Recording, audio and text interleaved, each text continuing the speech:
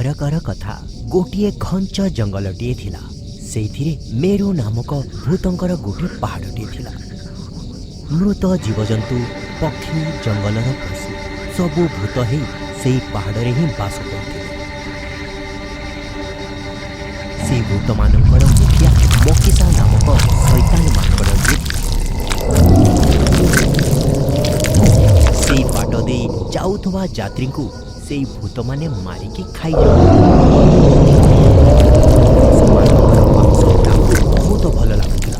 जंगल ठारू अनेक दूर बल्हारी नामक गाँव में राजू आउ कमल नामक दिजण सांग रहुथिले।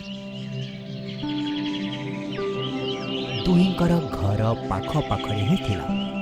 दुहे निज गाँर बजार रे कुकुड़ा अंडा बिक्री करी निजर जीवन जापन करुथिले। राजू बहुत भल और सुचट व्यक्ति थिला, किंतु कमल बहुत ईर्षाळु और धोकेबाज थिला। सेमानक स्त्री माने मध्य सेमानक भଳି थिले।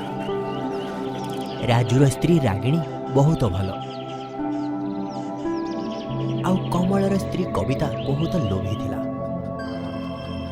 दिन बीती चलिला। राजू निज कुकुड़ा मानकु पेट भर्ती करी दाना खुआउथिला। सेथिपई कुकुड़ा माने बड़ बड़ अंडा देउथिले।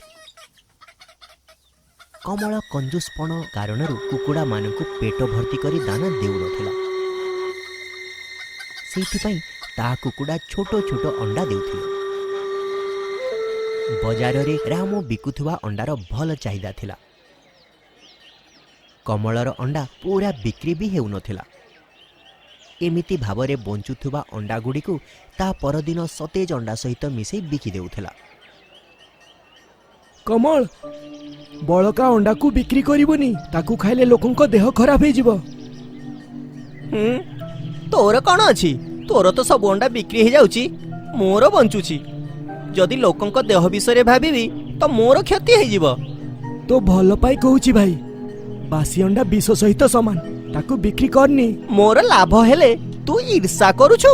एते दिनरु मु तते मो सांग भाबुथिली, किंतु आजिठु तू मो सांग नुह। जा पळा।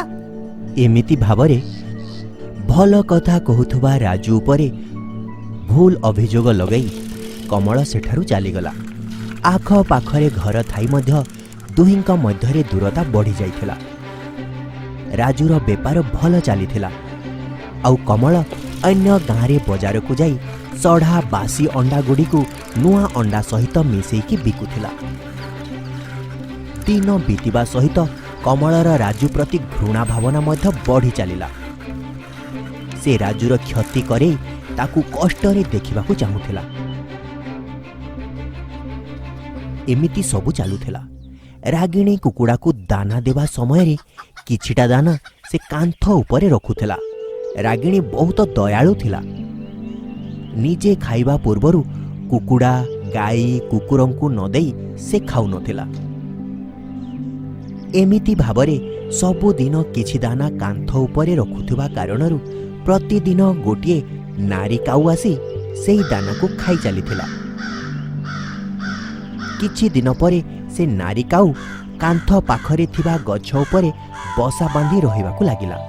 एमितिरे दिने देख एई बजाररू भी मते पळै जिबाकू कहउछंती। मु बिकिथिबा अंडा को खाई जणे लोकर पेट खराब आउ बांती हेई देह खराब हेई गला। सेथिपे मते सेठु भी जिबाकू कहउछंती। सेही गाँर बजार नुहे तो अन्य को गाँर बजार बिक्री करिबा। तुमे दुखी होनी।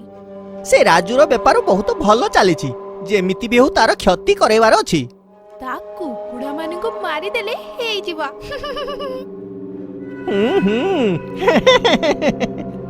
तापरे कविता और कमल राति हेला परे कांथ को डेई राजू घर को जाई कुकुड़ा खाउथुवा दानारे विष मिसई चलीगले। परदिन सकाळ हेला मात्रे ही सबु कुकुड़ा मरीगले। राजू आउ रागिणी बहुत दुखी हेले आउ सेमाने हठात गरीब हेगले। एया देखिकी कमल और कविता बहुत खुशी हेले।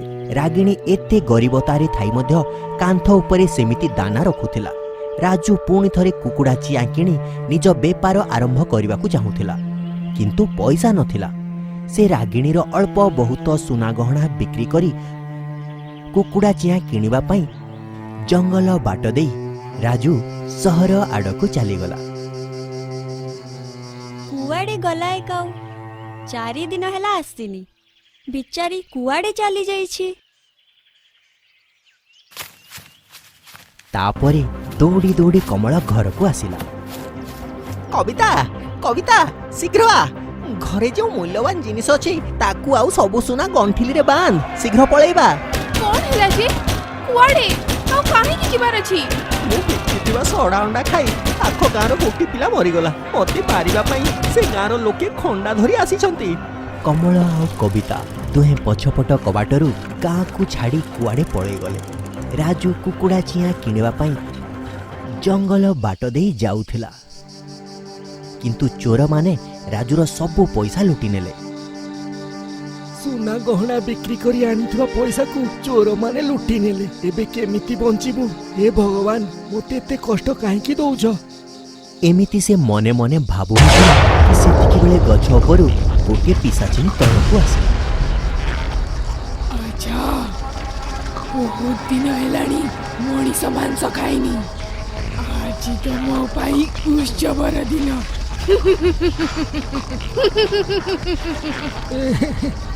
ମୋ ଜୀବିତ ରହିବା ପୁରା ବେକାର। ମୋତେ ଖାଇଯାଅ।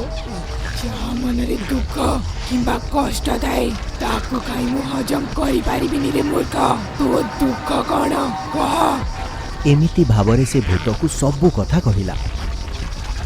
ବାସ୍ ଏତିକି କଥା। ତୋ ଦୁଃଖ ଦୂର କରିବା ପାଇଁ ସେ ପାହାଡ଼ରେ ଆହୁରି ଭଲ ଭଲ ଭୂତ ଅଛନ୍ତି, ସେଠିକି ଯା। କ'ଣ ସେମାନେ ମୋ ଦୁଃଖ ଦୂର କରିବେ? ହଁ, ନିଶ୍ଚୟ ଦୂର କରିବେ, ଯା। ତାପରେ ରାଜୁ ସେ ପିଶାଚୀ କହିଥିବା ପାହାଡ଼ ପାଖରେ ପହଞ୍ଚିଲା। ସେ ସ୍ଥାନଟି ପୁରାପୁରି ସ୍ତବ୍ଧ ଥିଲା। ବହୁତ ଦିନରୁ ମଣିଷଙ୍କ ମାଂସ ଖାଇନି। ଆଜି ତ ମହାଭୋଜି ହବ। ମୁଁ ତ ମରିବାକୁ ଚାହୁଁଥିଲି, କିନ୍ତୁ ସେ ପିଶାଚିନୀ ମୋତେ ଏଠି ପଠେଇଲା। କିଛି କଥା ନାହିଁ, କୋଉଠି ଭୂତ ଚଳିବ। ଆସିକି ମୋତେ ଖାଇଯା। ସେ ପିଶାଚିନୀ ମୋର ଦାସ। ସେଇ ବାଟ ଦେଇ ଯାଉଥିବା ଲୋକଙ୍କୁ ମିଠା ମିଠା କଥା କହି ଏଠିକି ଆଣେ। ମୁଁ ତତେ ମାରିକି ଖାଇଯିବି। ଠିକ୍ ଅଛି, ତାହେଲେ ବିଳମ୍ବ କାହିଁକି? ମୋତେ ଶୀଘ୍ର ମାରିଦିଅ। ନା ମାଙ୍କିସା, ୟାକୁ ମାରନି। ଭୂତଙ୍କ ରାଜାକୁ ଅଟକାଇବୁ? ରହ, ମୁଁ ଏବେ ତତେ ଦେଖୁଛି। ମାଙ୍କିସା, ଇଏ ଆଉ ୟା ସ୍ତ୍ରୀ ଦୁହେଁ ବହୁତ ଭଲ। ମତେ ନୁହେଁ, ସବୁ ଜୀବଙ୍କୁ ଖାଇବାକୁ ଦିଅନ୍ତି। ଦୟାକରି ୟାକୁ ଛାଡ଼ି ଦିଅ। ଠିକ୍ ଅଛି, ତାହେଲେ ମୁଁ କଷ୍ଟରେ ଅଛି, ସେଥିପାଇଁ ୟାକୁ ଗୋଟେ ଗୋଟେ ଗଣ୍ଠିଲି ଭରି ସୁନା ଅଣ୍ଡା ଦେବି।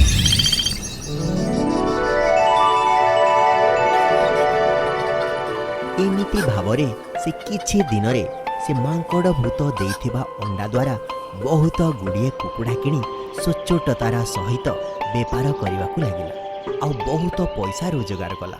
କିଛି ଦିନ ପରେ କବିତା ଆଉ କମଳ ଦୁହେଁ ଘରକୁ ଆସି ରାଜୁର ଘରକୁ ଦେଖି ଆଶ୍ଚର୍ଯ୍ୟ ହେଇଗଲେ। ଆମେ କେତେ ଗରିବତାରେ ଅଛୁ, ସେ ତ କୋଟିପତି ହେଇଗଲାଣି। ସେଇଟା ତ କିଛି ବୁଝି ହେଉନି। ତାଙ୍କ ସବୁ କୁକୁଡ଼ାକୁ ତ ଆମେ ମାରି ଦେଇଥିଲୁ, ତାହେଲେ ଏତେ ପଇସା କୋଉଠୁ ଆସିଲା? ଯେମିତି ବି ରୋଜଗାର କରନ୍ତୁ, ପୁଣି ଯଦି ମୁଁ ତାଙ୍କୁ ଗରିବ ନ କରିଦେଲି ତାହେଲେ ମୋ ମନକୁ ବି ଶାନ୍ତି ମିଳିବନି। ଚାଲ, ସେଦିନ ଭଳି ତାଙ୍କ କୁକୁଡ଼ାଙ୍କୁ ପୁଣି ବିଷ ଦେଇ ମାରିଦେବା। ଚାଲ। ଏମିତି ଭାବରେ ମନ୍ଦ ମନୋଭାବ ସହିତ ଘରର ପଛ କାନ୍ଥ ଡେଇଁକି କୁକୁଡ଼ାଙ୍କ ଅଣ୍ଡାରେ ବିଷ ମିଶାଇବାକୁ ଯାଉ ହିଁ ଥିଲେ କି ଏତିକିରେ ତାଙ୍କ ପୋଷା କୁକୁର ଦେଖି ଭୁକିବାକୁ ଲାଗିଲା। କୁକୁର ଭୁକିବାର ଶବ୍ଦ ଶୁଣି ରାଜୁ ବାହାରକୁ ଆସିଲା, ଆଉ କମଳକୁ ଦେଖି ଆଶ୍ଚର୍ଯ୍ୟଚକିତ ହୋଇଗଲା। କମଲ, ଏମିତି ଏଇଠି? ଏତେ ଦିନ ତୁ କୋଉଠି ଥିଲୁ? କ'ଣ ହେଲା ତୋର? କିନ୍ତୁ ତୁମେ ଏବେ ମୋ ଘର ପଛପଟେ କ'ଣ କରୁଛ? ସେ କଥା କ'ଣ କି ଏଇଟା ତୋ ଘର କି ନାହିଁ ବୋଲି ଦେଖୁଥିଲୁ। କିନ୍ତୁ ତୁ ଏତେ ପଇସା ରୋଜଗାର କେମିତି କଲୁ? ରାଜୁ ସେମାନଙ୍କୁ ସବୁ କଥା କହିଲା। ଆଚ୍ଛା, ଏମିତି କଥା। ତାହେଲେ ମୁଁ ବି ସେ ଭୂତଙ୍କ ପାହାଡ଼କୁ ଯିବି। ଜାନି କମଳ, ସେ ଭୂତ ମଣିଷଙ୍କ ମାଂସ ଖାଆନ୍ତି। ବହୁତ ବିପଦ ଅଛି। ତୁ ମୋ ସହିତ ହିଁ ରହିବୁ। ମୁଁ ତୋତେ କୁକୁଡ଼ା କିଣିକି ଦେବି, ପୁଣି ଥରେ ବେପାର କରିବୁ। ଥାଉ ଥାଉ ତୁ ମହଲରେ କୋଟିପତି ହେଇ ରହିବୁ ଆଉ ମୁଁ ତତେ ଭିକ ମାଗିବି? ମୁଁ ବି ସେଇ ପାହାଡ଼କୁ ଯିବି ଆଉ କୋଟିପତି ହେବି। ଏମିତି ଭାବରେ ବହୁତ ଥର ମନା କଲା ପରେ ମଧ୍ୟ ରାଜୁର କଥା ନ ଶୁଣି ସେ ଭୂତଙ୍କ ପାହାଡ଼କୁ ଗଲା ଆଉ ମାଙ୍କଡ଼ ଭୂତକୁ ରାଜୁର ସାଙ୍ଗ ବୋଲି କହି ତାକୁ ସତ ମିଛ କଥା ସବୁ କହିଲା, ଯାହାଦ୍ୱାରା ମାଙ୍କଡ଼କୁ ଦୟା ଆସିଗଲା। ରାଜୁର ସାଙ୍ଗ ବୋଲି କହୁଛୁ ଆଉ ତା ସହିତ ବହୁତ କଷ୍ଟରେ ବି ଅଛୁ ଆଉ ନିଜ ସ୍ତ୍ରୀ ସହିତ ଏଠିକି ଆସିଛୁ, ସେଇଥିପାଇଁ ତୋତେ ବି ରାଜୁ ଭଳି ଗୋଟେ ଗଣ୍ଠିଲି ଦେବି, ଯାଇକି ଭଲରେ ରହ। ଏମିତି କହିବା ପୂର୍ବରୁ ହିଁ ଗଛରୁ ମହିଳା କାଉ ଭୂତ ଆସି କହିଲା, ନା ରାଜା, ୟାର ସବୁ କଥା ମିଛ। ଇଏ ଛଳନାକାରୀ, ଚୋର ଆଉ ହତ୍ୟାକାରୀ ମଧ୍ୟ। ମତେ ସବୁଦିନ ଦାନା ଦେଉଥିବା ରାଗିଣୀର ଘର ପାଖରେ ଗୋଟେ ଗଛରେ ବସା ବାନ୍ଧିକି ରହୁଥିଲି। ମୁଁ ଦେଉଥିବା ଅଣ୍ଡା ସବୁଦିନ ଅଦୃଶ୍ୟ ହେଇଯାଉଥିଲା। ଏମିତି କାହିଁ ହେଉଛି ଲୁଚିକି ଦେଖିଲାରୁ ଏ ଅଭଦ୍ର ଗଛ ଉପରେ ଚଢି ମୋ ଅଣ୍ଡା ଚୋରି କରି ନେଉଥିଲା। ତାକୁ ବି କୁକୁଡ଼ା ଅଣ୍ଡା ସହ ମିଶେଇ ବିକ୍ରି କରିଦେଉଥିଲା। ଦିନେ ଅଣ୍ଡା ଚୋରି କଲା ବେଳେ ମୁଁ ୟାକୁ ଖୁମ୍ପିବାକୁ ଗଲି ତ ଏ ମତେ ପଥରରେ ମାରିଦେଲା। କାଉ ଅଣ୍ଡା ଖାଇ ଗୋଟେ ଛୋଟ ପିଲା ହଜମ କରିପାରିଲାନି ଆଉ ମରିଗଲା। ୟାର କଞ୍ଜୁସପଣା ଆଉ ପଇସା ଲୋଭ କାରଣରୁ ଗୋଟେ ଛୁଆ ମରିଗଲା। ରାଜୁର କୁକୁଡ଼ା ମାନଙ୍କୁ ମାରି ସଚ୍ଚୋଟତାର ସହ ପରିଶ୍ରମ କରୁଥିବା ରାଜୁକୁ ଏ ଗରିବ ବନେଇଦେଲା। ୟାକୁ ବଞ୍ଚିବାର କୌଣସି ବି ଅଧିକାର ନାହିଁ। छी, ମୋ ସ୍ୱାମୀ ଅକର୍ମା ବୋଲି ମୁଁ ଜାଣିଛି, କିନ୍ତୁ କାଉର ଅଣ୍ଡା ଚୋରି କରୁଛି ଏତେ ଅକର୍ମା ବୋଲି ଏଇଟା ମୁଁ ଜାଣିନଥିଲି। ଯେମିତି ବି ହଉ ମତେ ଭୂତଙ୍କ କବଳରୁ ବଞ୍ଚିବାର ଅଛି। ସତରେ ମୋ ସ୍ୱାମୀ ଏତେ ଖରାପ ବୋଲି ମୁଁ ଜାଣିନଥିଲି। ୟାଙ୍କୁ ଯାହା ବି କରିଦେଲେ ମୋର କିଛି ଯିବନି, କିନ୍ତୁ ମତେ ସୁନାର ଗଣ୍ଠିଲି ଦେଇ ଛାଡି ଦିଅ। ରାଜା ୟାକୁ ଉପଦେଶ ଦେଇ ପ୍ରୋତ୍ସାହିତ ଇଏ ହିଁ କରୁଛି। ୟାକୁ ହିଁ ପ୍ରଥମେ ଖାଇ ନେବା। ତାହେଲେ ବିଳମ୍ବ କାହିଁକି? ସେ ମଣିଷ ଖିଆ ପିଶାଚିନୀକୁ ଡାକିକି ଆଣ, ୟାଙ୍କର ଦମ ବିରିୟାନୀ ବନେଇବାକୁ କୁହ, ତାକୁ ତନ୍ଦୁରୀ ଭଳି ମସଲାଯୁକ୍ତ ବନେଇବାକୁ କହିବ। ଏମିତି ଭାବରେ ଲୋଭରେ ଭୂତ ପାହାଡ଼କୁ ଯାଇ ଆଉ ଭୂତଙ୍କ ହାତରେ ହିଁ ମରିଗଲେ। ଆଉ ଏପଟେ ସଚ୍ଚୋଟତାର ସହିତ ରାଜୁ ଆଉ ରାଗିଣୀ ବେପାର କରି ଆରାମରେ ଜୀବନ ବିତାଉଥିଲେ।